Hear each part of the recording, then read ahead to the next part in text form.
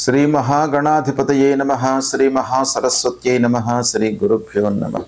2026వ సంవత్సరంలో సంవత్సర గోచార ఫలితము ఎలా ఉన్నది అనే విషయాన్ని మనం తెలుసుకుందాం. ప్రథమంగా ఈ సంవత్సరంలో అనగా 2026వ సంవత్సరంలో ప్రధానమైనటువంటి గ్రహాలు అంటే సంవత్సర ఫలితాన్ని ప్రభావితం చేసేటువంటి గ్రహాలు గురువు, శని, రాహువు, కేతువు.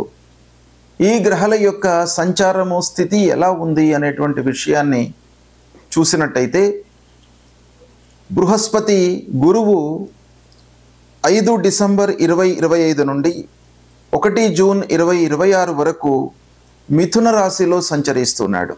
ఇందులో 13 ఏప్రిల్ వరకు వక్ర మార్గంలో ప్రయాణం చేస్తూ 13 ఏప్రిల్ నుండి చివరి రోజులలో అంటే 13 ఏప్రిల్ నుండి 1 జూన్ 2026 వరకు రుజుమార్గంలో మిథున రాశిలో ప్రయాణం చేస్తున్నాడు.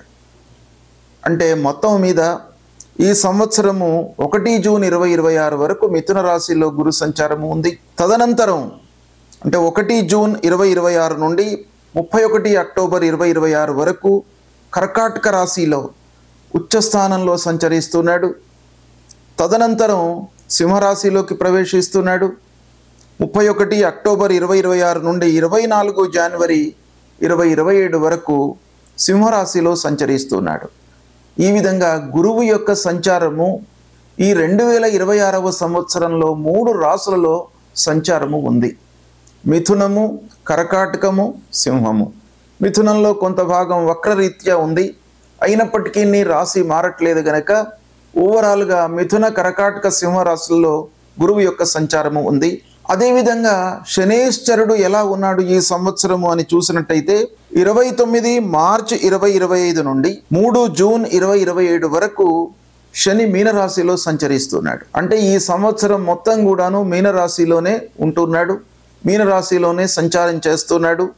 ఇందులో 21 ఆగస్టు 2026 నుండి 10 డిసెంబర్ 2026 ఈ మధ్య కాలంలో వక్రత్వాన్ని పొంది ప్రయాణం చేస్తున్నాడు శనైశ్వరుడు. ఇక రాహువు కుంభరాశిలో సంచరిస్తున్నాడు. 18 మే 2025 నుండి 5 డిసెంబర్ 2026 వరకు కుంభరాశిలో సంచరిస్తున్నాడు.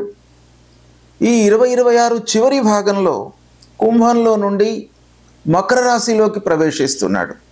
అంటే సంవత్సరం చివర్లో ఒక 20 రోజులు మట్టుకు కుంభరాశి నుండి మకర రాశిలోకి సంచరిస్తున్నాడు గనక మకర రాశిలో ప్రయాణం చేస్తున్నాడు అన్నమాట చివరి భాగంలో. అదేవిధంగా కేతువు 18 మే 2025 నుండి 5 డిసెంబర్ 2026 వరకు సింహరాశిలో సంచరిస్తున్నాడు. చివరి 20 రోజులు సింహరాశిలో నుండి కర్కాటక రాశిలోకి ప్రవేశించి ఆ 20 రోజులు సంవత్సరం చివరి భాగంలో 20 రోజులు కర్కాటక రాశిలో సంచరిస్తున్నాడు.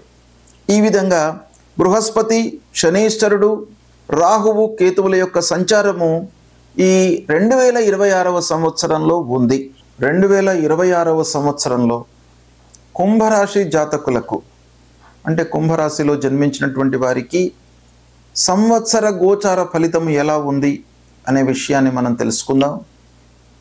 ఈ 2026వ సంవత్సరంలో కుంభరాశి వారికి ప్రధానమైనటువంటి గ్రహాలు గురు, శని, రాహువు, కేతువు.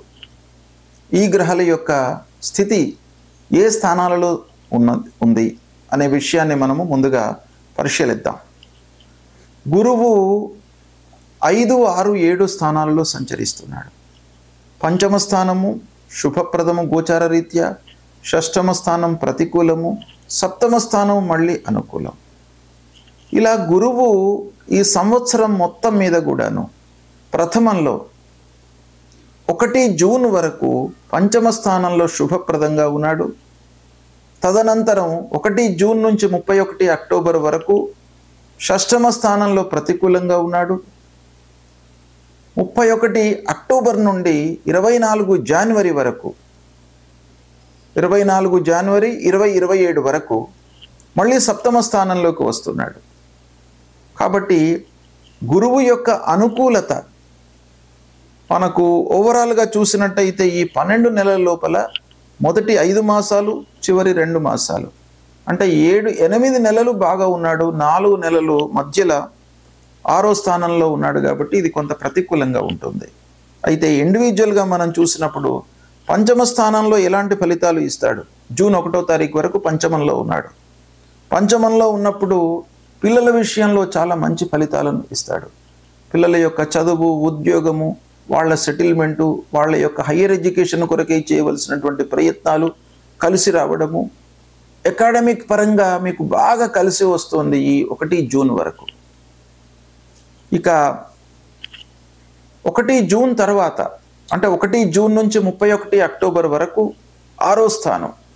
ఈ 6వ స్థానంలో గురు సంచారం మూలకంగా కొంత ఆరోగ్య విషయమై మనం జాగ్రత్తలు తీసుకోవాలి. ఎవరైతే మనకు క్లోజ్గా మూవ్ అవుతుంటారో వాళ్ళ విషయం లోపల కూడాను జాగ్రత్తలు తీసుకోవాలి.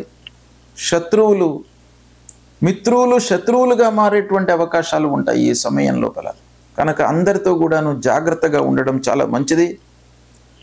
ఇక 31 అక్టోబర్ నుండి 24 జనవరి 2027 వరకు మళ్ళీ సప్తమంలో ఉంటున్నాడు బృహస్పతి. ఈ సప్తమ స్థానంలో సంచరిస్తున్నటువంటి సమయంలో వివాహాది శుభకార్యాలు జరుగుతాయి. మీరు చాలా రోజుల నుంచి ఎదురు చూస్తున్నటువంటి పనులు పూర్తి అవుతాయి. భార్యాభర్తలు అన్యోన్యంగా ఉంటారు. కుటుంబ వాతావరణం అనుకూలిస్తుంది. తర్వాత వ్యాపారస్తులకు కూడాను భాగస్వాములతో అనుకూలత ఏర్పడుతుంది. చాలా మంచి ఫలితాలు కలుగుతాయి.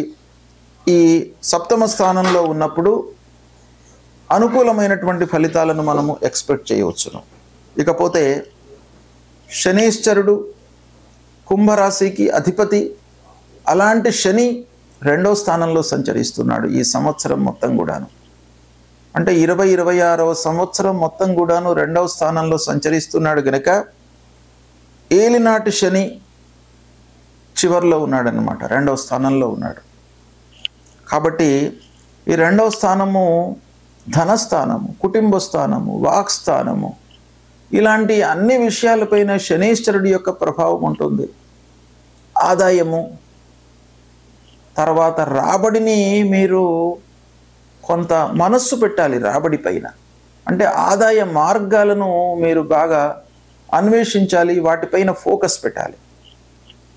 అంటే ఆర్థిక స్థితి పైన మీరు బాగా మనస్సు నిలపవలసి వస్తుంది ఈ శని 2వ స్థానంలో సంచరిస్తున్నప్పుడు. ఇక ఖర్చులు కూడాను అలాగే ఉంటాయి. 2వ స్థానంలో సంచరిస్తున్నప్పుడు ఖర్చుల నియంత్రణ కూడా చాలా అవసరం. ఫైనాన్షియల్ మేనేజ్మెంట్ అనేది చాలా ముఖ్యమైనటువంటి విషయం 2వ స్థానంలో శని సంచరిస్తున్నప్పుడు. ఒక ప్రణాళికాయుతంగా మీరు ఖర్చులు పెట్టాలి. ఆదాయాన్ని, ఖర్చును బేరీజ్ వేసుకొని ముందుకు వెళ్ళవలసినటువంటి సమయము. ఇక ఈ 2026వ సంవత్సరంలో రాహు జన్మస్థానంలో సంచరిస్తున్నాడు. జన్మస్థానంలో రాహు మూలకంగా కొన్ని ఇబ్బందులు ఉంటాయి. మానసికమైనటువంటి ఒత్తిడి, ప్రెషర్ ఎక్కువ ఉంటుంది ఉద్యోగస్తులకు. ఆఫీసులో కానివ్వండి, ఇంట్లో కానివ్వండి, బయట కానివ్వండి, సమాజంలో ఎవరితో మాట్లాడినా కూడా అనవసరమైనటువంటి ఒక టెన్షన్కు మీరు గురి అయ్యేటువంటి అవకాశాలు బాగా ఉంటాయి. కాబట్టి దాని నుండి మీరు దూరం కావడానికి ఏం చేయాలి అనేటువంటిది మీరు కొంత మీ పరిధి లోపల మీరు ఆలోచించడం చాలా మంచిది. ఎందుకంటే ఒక్కొక్క విషయానికి ఒక్కొక్క రకంగా మనకు సొల్యూషన్ ఉంటుంది. దాన్ని ఏ విధంగా మనము అధిగమించాలి, మనకు ప్రెషర్ లేకుండా, టెన్షన్ లేకుండా ఉండాలి అని అంటే ఈ విషయాన్ని, ఈ పనిని ఎలా హ్యాండిల్ చేయాలి, ఈ పనిని ఎలా హ్యాండిల్ చేయాలి మీరు ఆలోచించి సమయం లోపల ఆ పనిని పూర్తి చేసినట్టయితే ఆ టెన్షన్స్ నుంచి, ప్రెషర్ నుంచి మీరు విముక్తులయ్యే అవకాశాలు ఉంటాయి.